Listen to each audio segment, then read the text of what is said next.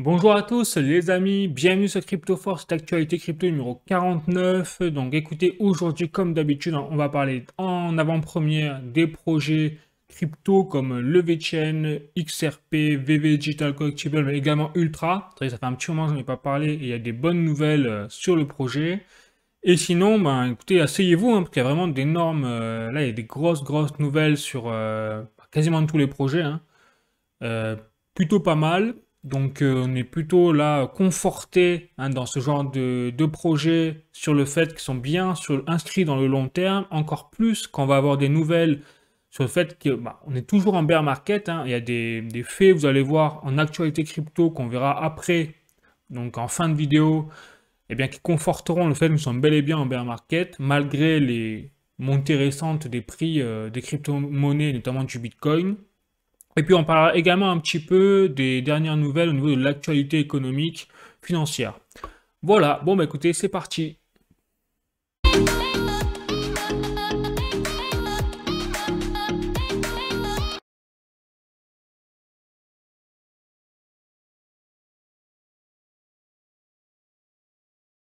Donc on va commencer avec le VeChain comme d'habitude les amis. Donc là j'ai un tweet, vous voyez, de la fondation VeChain directement. Et donc tenez-vous bien, on a carrément un partenariat officiel qui a été déclaré entre VeChain et A World, c'est-à-dire une application, une plateforme officielle qui est en lien avec Act Now, c'est-à-dire les Nations Unies. Ah. Donc bon bah en gros on a un lien, un partenariat qui est fait entre la fondation VeChain et les Nations Unies. Aussi simple que ça, une grosse nouvelle quand même, hein, on peut le dire. Et donc tout ça dans le cadre, vous savez, il y a des tournois de tennis également, un partenariat qui a été fait précédemment entre la fondation VeChain et tout ce qui est les Nito ATP Finals, c'est-à-dire tout ce qui est les tournois de tennis à l'échelle mondiale. Et donc dans ce cadre-là, eh bien, vous aurez une campagne faite par les Nations Unies à travers leur plateforme Act Now. Et à travers cela, ils vont engager, ils vont conduire, si vous voulez, les initiatives environnementales pour les personnes sensibles à tout ça. Voilà, donc c'est plutôt du lourd, hein. Et donc vous avez effectivement là A-Word, donc c'est l'application, la DApps, en support de Act Now, c'est-à-dire des Nations Unies derrière. Bon, donc plutôt lourd. Je vous montre également donc les Nations Unies. J'ai le site directement en source pour vous montrer. Act Now, comme on peut voir ici avec les Nations Unies au milieu. Donc agissons pour notre avenir commun, tout le tralala qui va avec. Bon.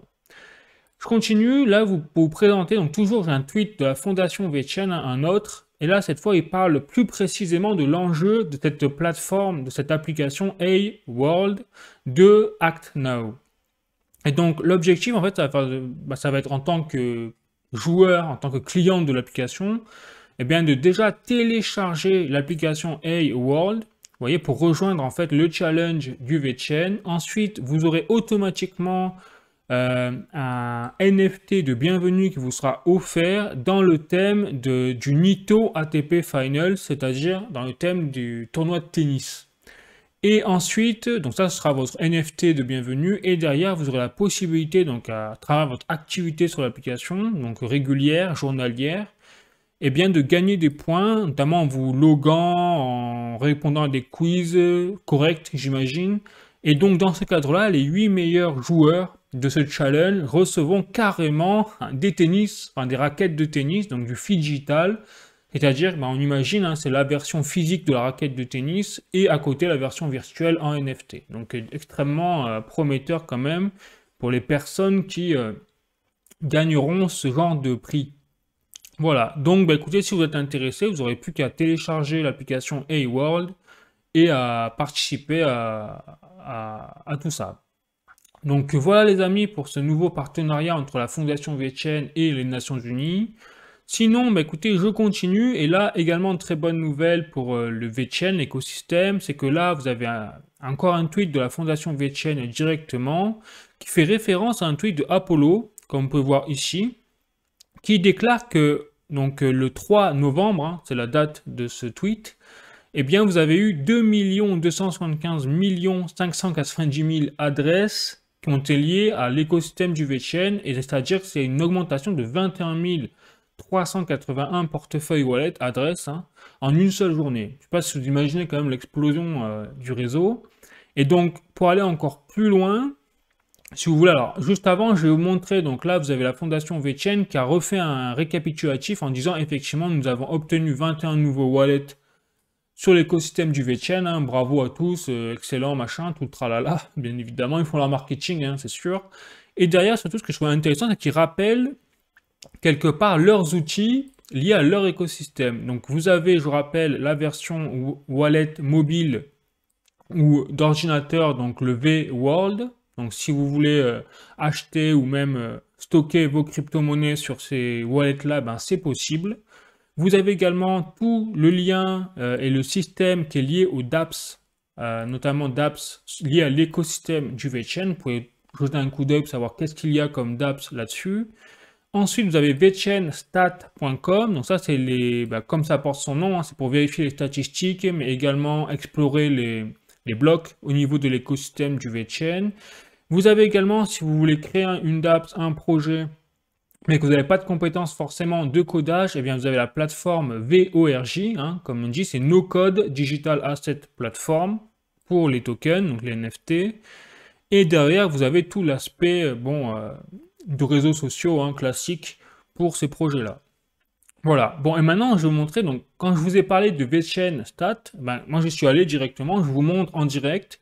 Et regardez, donc, on avait à peu près, donc, au 3 novembre, nous avions, je vous remonte le chiffre, 2 275 590 adresses sur l'écosystème du VeChain. Aujourd'hui, donc, au 9 novembre, quelques jours après, eh bien, nous avons 2 322 712 adresses. C'est-à-dire que là, en 5 jours, vous avez fait exploser les compteurs hein, avec près de entre 60 et 70 000 adresses en plus sur l'écosystème du VeChain en quelques jours. Donc on voit bien en fait qu'est-ce qui se passe, c'est que tout simplement vous avez là une des conséquences peut-être, vous savez des 60 jours du challenge du VeChain avec le hackathon qui a eu lieu à l'université d'Harvard où vous avez eu 10 000 développeurs qui ont construit des dApps, tout simplement, sur l'écosystème du VeChain. Et donc, en construisant ces dApps, bien forcément, ça favorise l'utilisation hein, de l'écosystème du VeChain à travers ces dApps, etc. Donc, on est en train d'assister tout simplement à une explosion littérale hein, de l'utilisation de l'écosystème du VeChain, alors que nous sommes en bear market. Donc ça, c'est quand même assez phénoménal comme exploit fait par ce projet. Bon. Donc, ce sera tout hein, pour aujourd'hui, les amis, pour le VeChain. Je vous invite à voir la vidéo ici sur le VeChain si vous voulez en savoir plus sur le projet, si vous ne savez pas trop ce que c'est, etc. Donc, j'explique l'équipe, j'explique le projet en gros, etc. Et sinon, écoutez, oui, avant d'aller plus loin, bien sûr, je vous rappelle, je ne suis pas un conseiller hein, financier ni en investissement, que tout ce que j'ai dans cette vidéo, c'est à titre informatif, hein, bien évidemment. Une fois que j'ai dit ça, je continue avec le prochain projet, les amis, c'est VV Digital Collectibles, et notamment, on va commencer par la liste des drops qui sont prévus ou qui sont passés entre cette semaine et la semaine dernière. Donc là, vous avez au niveau des bandes dessinées, vous avez encore une nouvelle bande dessinée de Marvel avec Spider-Man cette fois, et une première apparence avec ses Spider-Boy. Bon, je connais pas trop, mais donc c'est Spider-Boy, et c'est effectivement une première apparence en 2022 apparemment. Et c'est prévu donc le drop au 9 novembre, c'est-à-dire aujourd'hui. Voilà. Ensuite, deuxième drop, les amis, c'est Kamala Khan avec, vous voyez, Miss Marvel, hein, tout simplement. Puisque nous sommes dans le cadre où le 8 novembre, hier, on a eu la sortie au cinéma de The Marvels. Donc là aussi, hein, ça date de 2014, ce premier drop, et donc vous pourrez retrouver Kamala Khan. Donc, je continue avec un prochain drop, là cette fois je passe au collectible 3D hein, digitaux, et donc vous avez des posters de Frozen, comme vous pouvez voir là, et ces posters-là, vous allez voir, ça va être intéressant de les... Enfin, j'en parle aussi parce que derrière, je vais vous présenter une petite vidéo, c'est-à-dire ça commence à parler du VVverse, notamment du contenu et tout, et donc... Enfin, pensez bien à ça, parce que ça veut dire que sur ce genre de poster, vous pouvez décorer quelque part votre showroom dans le VVverse. Et vous verrez comment, pourquoi. Bon. Et donc là, effectivement, c'est prévu ce drop au 11 novembre, donc samedi. Le samedi qui vient là, vous aurez la possibilité de peut-être faire l'acquisition de ces posters. Ensuite, là, on a un nouveau drop, alors présenté par, vous voyez, Bond Lifestyle, et clairement, vous voyez, il parle des NFT en action. Et regardez la qualité du NFT, c'est extrêmement impressionnant. Et il parle en fait du jetpack de James Bond qui est sorti ou qui est prévu là dans quelques temps. Vous voyez, donc, enfin, regardez la qualité quand même du NFT, ça c'est clairement incroyable, hein. Si on croirait vraiment l'avoir en réalité en face de nous, tellement la qualité est au rendez-vous, hein. C'est incroyable. Et donc, imaginez dans le VVverse, et surtout, retenez bien ce que je vous dis, imaginez si on peut l'utiliser. C'est-à-dire, si vous avez un avatar, vous installez le jetpack sur vous, et derrière, bah, vous décollez dans le VVverse. Et apparemment, parce qu'apparemment, il y aura la possibilité d'utiliser certains NFT d'une façon ou d'une autre, et notamment même des voitures, on pourra même les conduire et tout. Voilà, donc là, c'est dit, hein, je lâche l'info, mais c'est plutôt du lourd. Après, ça reste à être officialisé vraiment par VV, mais parce que en ce moment, il y a tout simplement là des discussions, enfin des retours en cours de la part des bêta, enfin des testeurs en version bêta qui ont testé le VVverse. Vous savez, les meilleurs clients récompensés dans ce cadre-là par VV, par Ecomi derrière. Bon, donc ça c'était le jetpack de James Bond, hein, qui est effectivement qu'on peut acheter aussi sur l'application VV. Je continue au niveau des drops. Les amis, là vous avez également donc un drop prévu dimanche 12 novembre. Donc c'est Hawkeye et vous avez 3 personnages. Vous aurez la version féminine, la version masculine, en animé hein, bien évidemment, et également donc le ninja. Je ne sais plus du tout qui c'est celui-là. Mais pourquoi pas? En secret rare. Le ninja sera en secret rare.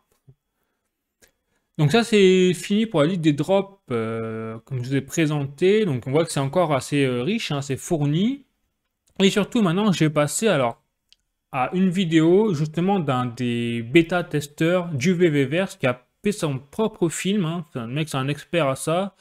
C'est son passe-temps, on va dire, c'est faire des films pour présenter justement le VVverse en lien avec les collectifs digitaux du monde de l'application VV. Et donc là, ce trailer a été tellement sympa qu'il a été relayé carrément par vous voyez, VV Digital Collectibles, quasiment officialisé. Par contre, avant de voir le trailer du VVverse, je rappelle en fait la qualité n'est pas vraiment au rendez-vous parce que le créateur de ce trailer il a expliqué qu'il a utilisé pour faire ses films des outils qui ne reflétaient pas vraiment la véritable qualité du VVverse, mais surtout des collectibles digitaux. Quand je vous ai montré James Bond, vous avez vu que la qualité elle était exceptionnelle. Là, ça va être loin d'être le cas, vous allez voir. Mais si je vous montre ça, c'est juste pour faire une idée du potentiel derrière de la mise en place des collectibles à droite à gauche, de la décoration, etc. C'est plus dans ce cadre-là. Donc je vous montre ça, je vous le mets en gros, ça vous pouvez voir. Voilà, le VVverse Production, fait par un fan en fait. Hein. Et notamment dans l'univers de Batman. Donc là, c'est Échappez-vous d'Arkham. Vous voyez, la qualité, elle est quand même pas... moi, je ne suis pas trop ça exceptionnel en termes de qualité graphique, mais apparemment, c'est normal. Mais par contre, ce qui est intéressant, c'est que vous voyez les voitures qui peuvent apparemment rouler, et apparemment, on pourra les conduire. C'est pour ça qu'on les voit passer en mouvement, comme ça. Et après, sinon, vous voyez le genre de phénomène s'appelle, là, vous voyez le showroom. Donc, vous pourrez mettre vos collectibles un peu partout en décoration. Et donc là, je pense surtout en premier lieu, imaginez au magasin, imaginez même aux marques qui décident d'avoir une petite place, un peu comme dans The Sandbox, d'acheter un terrain et de monter leur boutique virtuelle. Et bien là, vous aurez la possibilité, par exemple, pour Marvel, de mettre en place leur boutique au sein du VVverse et de vendre, pourquoi pas, des t-shirts Figital, des marques Figital, pour les différents avatars présents dans le VVverse. Voilà. Donc là, c'est vraiment un exemple, hein, mais c'est pas révélateur de la finalité du produit, je vous rappelle, hein, parce que la qualité, vous voyez, elle est vraiment très loin d'être au rendez-vous des véritables collectibles digitaux. Hein.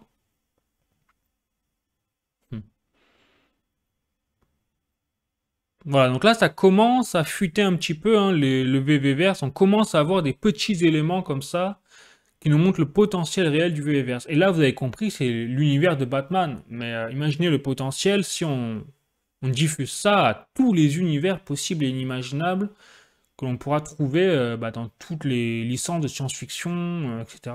Bon, voilà. Bon, les amis, donc ça donne un petit peu un avant-goût de ce qui est du potentiel, mais là, comme je vous répète encore une fois, c'est pas une qualité exceptionnelle, et c'est l'auteur lui-même de la vidéo qui l'a dit, attention, hein, ce n'est pas totalement le VVverse en finalité, c'est-à-dire qu'il l'a mélangé lui-même, il a fait des bouts de je sais pas quoi avec les films et tout, enfin, pour le montage, donc c'était pas non plus exceptionnel, quoi. Bon, plus on va donner un ordre de grandeur. Et enfin, donc, je vais finir sur ce projet VV Digital Collectible, sur tout l'aspect du OMI. Ça fait un moment qu'on n'a pas parlé du OMI, donc c'est pour ça que là, vous avez VVODB qui a mis à jour son tableau Excel, vous savez, avec les OMI. Donc, je vais vous le montrer, je l'ai là, vous voyez. Donc, le OMI Daily Burn Sheet, comme ils appellent ça. Et donc, on voit qu'au 4 novembre 2023, donc la dernière date de mise à jour de cette feuille Excel, eh bien, vous aviez tout simplement 109 milliards 396 millions de OMI qui ont été brûlés. Vous voyez? Et donc, je rappelle quand même, vous voyez, on va reprendre. Donc là, c'était au 4 novembre. Et par exemple, au 5 octobre 2023, donc c'est-à-dire un mois avant, nous avions 108 milliards de OMI burn. Donc, on a brûlé 1 milliard, en fait, de OMI en un mois. Bon, pourquoi pas? Et donc, derrière, le total de gemmes achetées, regardez, c'est 444 millions de dollars. Donc, ça veut dire que depuis leur lancement en 2021 de l'application VV, vous avez l'entreprise OMI, enfin Ecomi plutôt, excusez-moi, Ecomi et l'application VV qui ont généré un demi-milliard de dollars, tout simplement, en chiffre d'affaires brut. Donc là, c'est quand même assez phénoménal quand même pour une entreprise de 2 ans. Et, ils ont fait quand même très fort.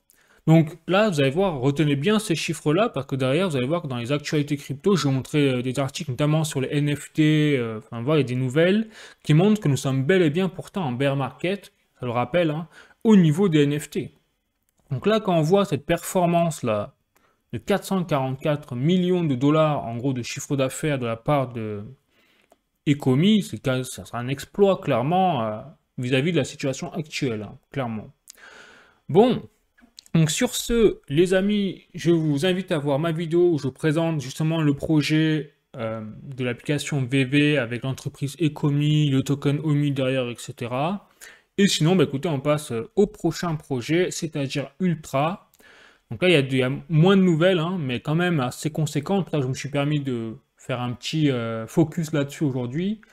Donc, ils rappellent tout simplement Ultra, vous voyez, j'ai leur tweet officiel là-dessus, sur Twitter, enfin sur X désormais.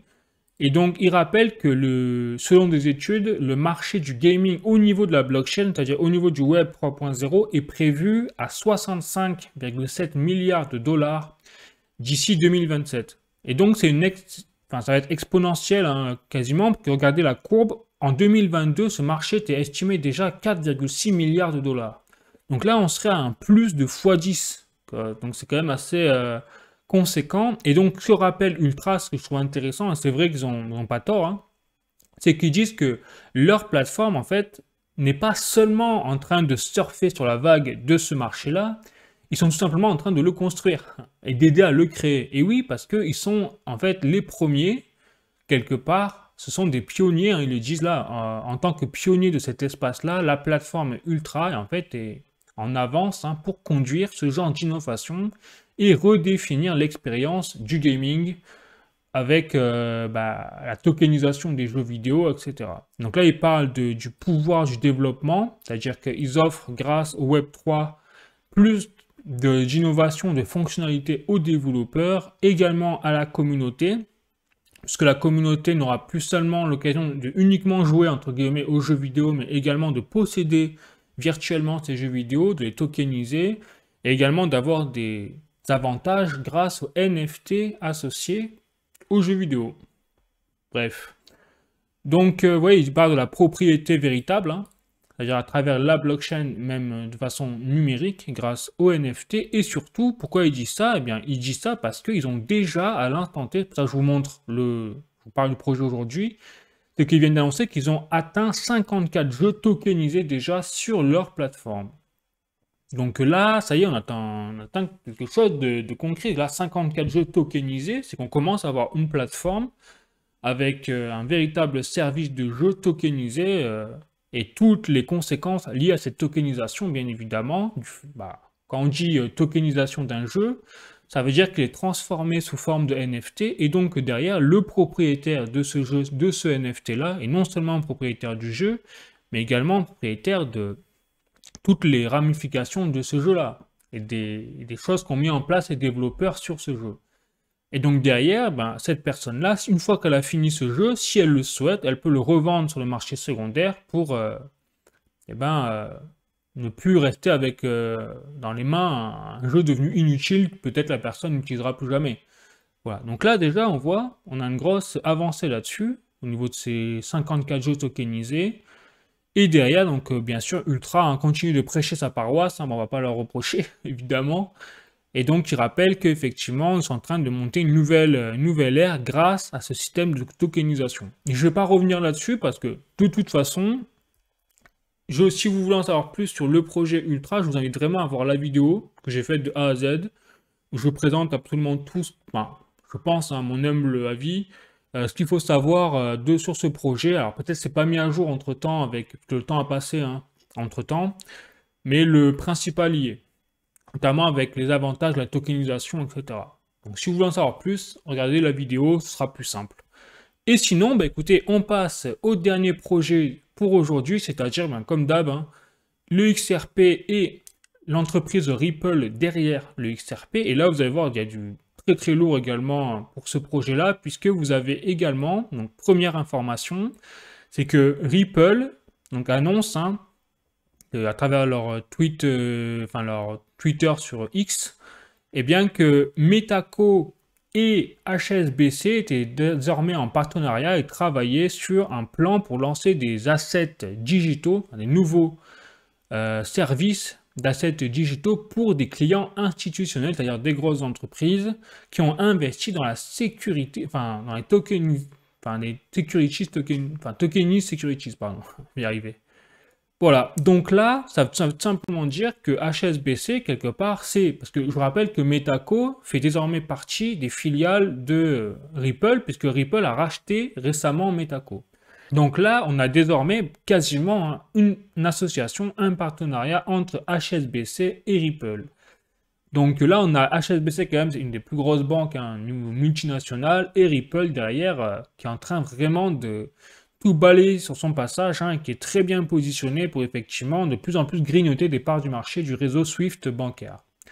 Je continue les amis au niveau des nouvelles pour Ripple, et donc là vous avez également Ripple qui a annoncé, donc là cette semaine c'était vraiment très riche pour Ripple, puisqu'ils ont annoncé, et ils sont fiers, comme ils le disent là, d'annoncer un nouveau partenariat entre Ripple et On Afrique, comme vous pouvez voir ici, qui en fait va utiliser le système de paiement de Ripple de manière évoluée. On va en parler derrière comment il a évolué. Et donc tout l'aspect des technologies de paiement au niveau des crypto-monnaies pour ouvrir 3 nouveaux corridors de paiement entre l'Afrique et le reste du monde. Voilà, donc là c'est quand même assez phénoménal. C'est que là on a Ripple qui est en train vraiment de grignoter des parts du marché des paiements transfrontaliers, notamment avec l'Afrique. Et donc maintenant, on va parler de ce système. Donc qu'est-ce que c'est le Ripple Payment? Donc on va en parler justement parce que cette semaine, Ripple a également, là c'est même hier, 8 novembre, vous voyez, ils ont introduit désormais le Ripple Payment, c'est-à-dire la prochaine évolution des licences quelque part de paiement émises par Ripple et approuvées derrière par les instances de régulation.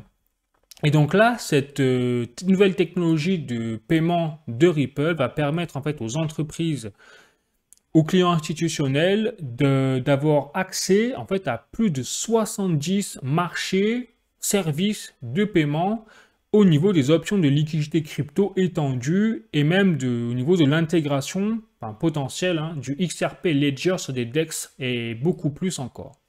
Donc là, j'ai creusé le sujet bien évidemment pour vous. Je suis allé donc sur l'article, bien évidemment, de Ripple. Vous voyez, donc là, je suis sur le site de Ripple, vous voyez, avec l'article du 8 novembre où ils font référence, et le Ripple Payments atteint des nouveaux sommets, qu'ils décrivent dans leur article. Et donc là, grosso modo, vous avez 4 grands points, 4 grands axes pour le Ripple Payment. Premièrement, c'est que là, on a l'indication que Ripple a désormais reçu plusieurs licences, et même des licences américaines au niveau des juridictions, pour autoriser en fait son nouveau service Ripple Payment d'offrir des produits et des services à travers ces juridictions-là. Donc c'est du lourd en fait, hein, parce que derrière, quand on parle de la juridiction américaine, c'était bloqué tout ça désormais à cause du procès, vous savez, entre la SEC et Ripple, qui a été en partie solutionné. D'ailleurs, on va en parler un peu après, là, qu'il y a des nouvelles encore. Mais voilà, c'est très intéressant. Et depuis, mais effectivement, Ripple a commencé à mieux se développer, même au niveau des instances de régulation américaines. Et donc derrière, il y a même des rumeurs. Bon, après, je vais pas en parler parce que c'est vrai que c'est des rumeurs. Je vais me taire là-dessus, pas dire de bêtises hein, au cas où. Je vais faire attendre. Mais il y a peut-être voilà, des grosses nouvelles qui vont tomber dans les semaines, dans les mois à venir là-dessus. Bon, j'en parlerai en temps voulu pour ça. Ensuite, il parle également qu'avec la facilité d'onboarding, comme ils disent, que vous aurez la facilité d'accès, l'adoption de masse quasiment des clients qui auront la possibilité en fait de couvrir à travers le Ripple Payment, fonctionnalité là, eh bien 100% de couverture de paiement quelque part. Ils pourront payer un peu partout dans le monde avec n'importe quoi grâce à ce service-là, puisqu'on a, comme vous l'avez dit, comme je vous l'ai dit, on a 70 marchés de services de paiement qui sont disponibles à travers le réseau de paiement international Ripple. Ensuite, ils ont parlé également, donc je vous rappelle, du XRP Ledger et du DEX qui est prévu, avec du coup une nouvelle intégration, et donc ça va permettre aux clients d'avoir accès à des nouveaux marchés avec des produits avec une meilleure performance, si on peut dire. Et enfin, ils indiquent en 4e point que le Ripple Payment peut en fait permettre aux clients d'accéder à des liquidités crypto notamment, hein, sur demande, 24 heures sur 24, 7 jours sur 7, 365 jours sur 365 par an. Voilà, donc là, c'est un peu l'évolution hein, de ce Ripple Payment. C'est vraiment un service de paiement donc, qui a évolué, encore une fois, et qui va permettre tout simplement au projet, au XRP, de devenir quelque part hein, le remplaçant petit à petit, peut-être, je dis bien peut-être, mais en tout cas, c'est la volonté de Ripple, un remplaçant du réseau Swift bancaire qui est en fait déjà relégué au Moyen-Âge, hein, parce que quand on voit les temps de transaction et les coûts de transaction du réseau Swift bancaire, aujourd'hui, suivant la région dans laquelle vous êtes, c'est une catastrophe. Ça nécessite entre minimum 5 minutes, 10 minutes. Si vous avez la chance d'être, notamment je crois que c'est l'Irlande les plus compétitifs là-dessus, mais par contre si vous êtes en Afrique, même dans les pays qui ont moins de couverture de réseau internet, là ça peut prendre des jours même de transactions bancaires avec le réseau Swift. Alors qu'avec Ripple, en quelques secondes, c'est réglé quel que soit l'endroit sur la planète. Et c'est pas étonnant d'ailleurs que l'Afrique soit justement un des principaux partenaires désormais, ou peut-être les plus volontaires et les plus optimistes, parce qu'ils sont très bien conscients qu'avec le réseau Swift bancaire, eux, ils sont carrément délaissés quelque part par rapport aux autres pays du monde. Du moins, ils sont en dernière place, quoi. Bon, donc voilà les amis, je vais continuer également avec une dernière nouvelle pour Ripple, non, une avant-dernière nouvelle, là encore une grosse nouvelle tombée la semaine dernière, c'est que donc, Ripple a également annoncé donc, un nouveau partenariat avec la Banque nationale de Géorgie. Donc, je ne sais pas si vous imaginez le délire encore, puisque c'est une note de plus. Hein. Et cette fois sur le pilotage du projet digital Lari, hein, comme vous appelez ça, GEL. Et donc, c'est en fait la monnaie CBDC de la Géorgie, tout simplement. Et donc là, ce ne serait pas vraiment le XRP qui serait mis en avant en tant que paiement transfrontalier, ce serait plutôt le service, vous savez, de construction de CBDC de la part de Ripple, puisque Ripple a plusieurs services, hein, je rappelle, et pas seulement focus sur les paiements transfrontaliers. Également sur l'émergence et l'accompagnement des banques centrales dans la construction de leur monnaie numérique de banque centrale, justement.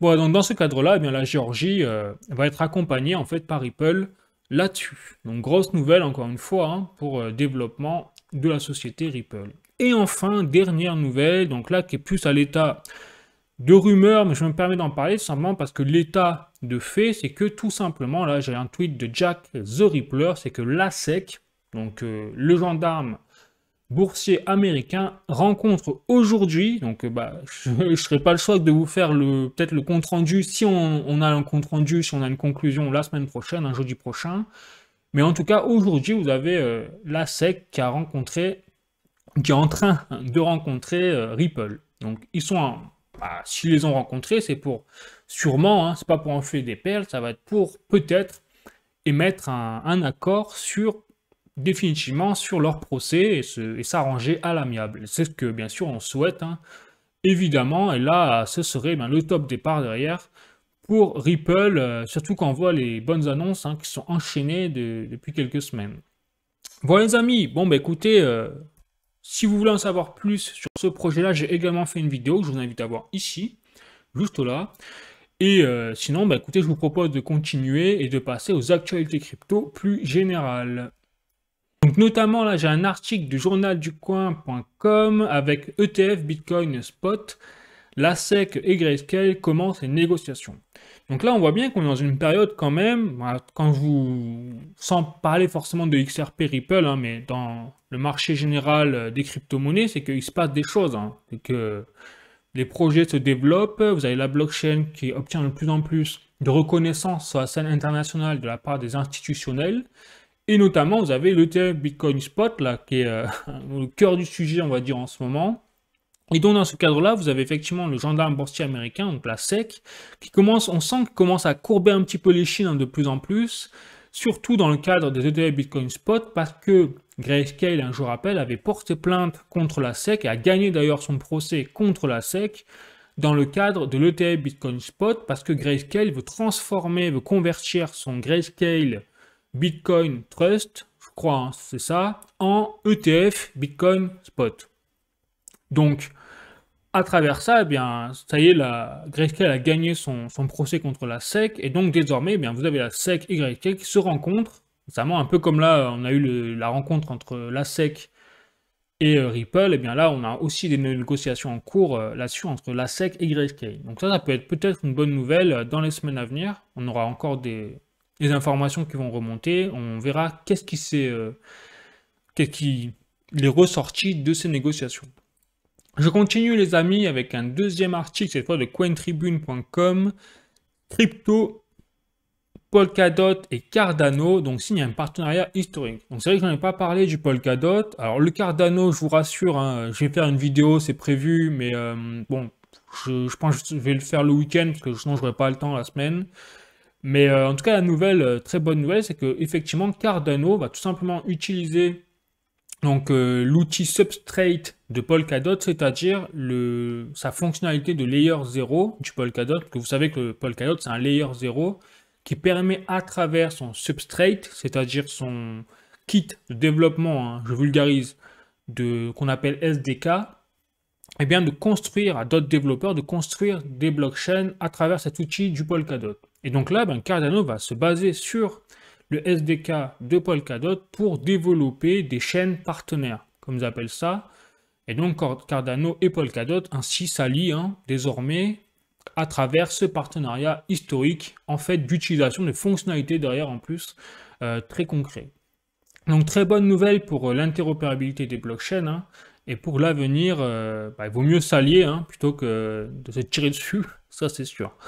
Bon, et enfin, dernier petit article pour la route. Donc là, j'ai un article de cryptost.fr. OpenSea, la plateforme NFT, licencie la moitié de son personnel. Et donc là, c'est exactement ce que je vous disais dans le cadre, vous savez, où j'ai parlé de l'application VV.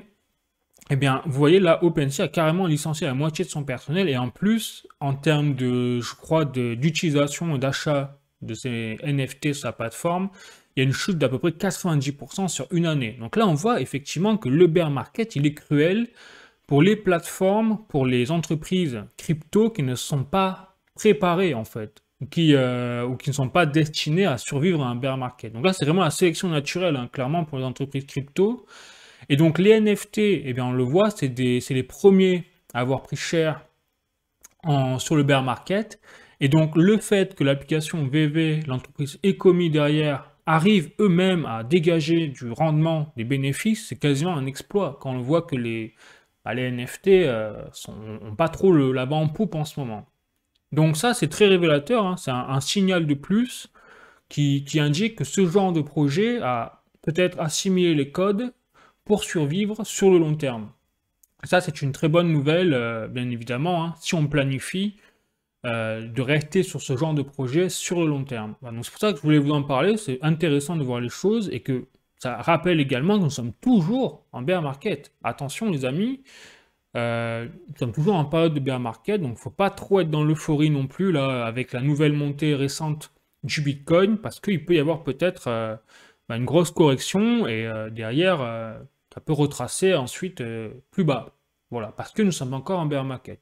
Nous n'avons pas encore atteint le top départ du bull run qui n'est pas valable, enfin en tout cas si on se base sur les récents cycles historiques du Bitcoin, c'est le top départ ne sera donné qu'à partir du halving qui aura lieu en avril 2024. Donc attention hein, les amis à ce que vous faites en ce moment là, ne pas être dans l'euphorie, de toute façon ne jamais être dans l'euphorie.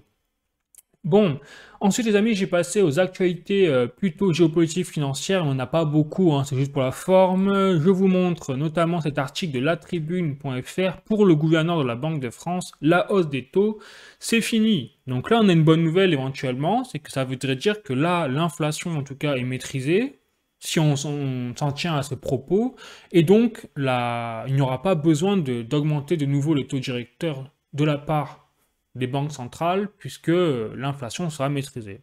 Mais, en attendant, il y a un mais, c'est que le gouverneur François Villeroy de Galhau a estimé qu'il n'aurait pas besoin d'augmenter les taux à condition qu'il n'y ait pas de choc, comme c'est écrit ici, et il n'y ait pas de surprise. Et donc quand on entend choc, moi je ne peux pas m'empêcher de penser automatiquement à un choc pétrolier.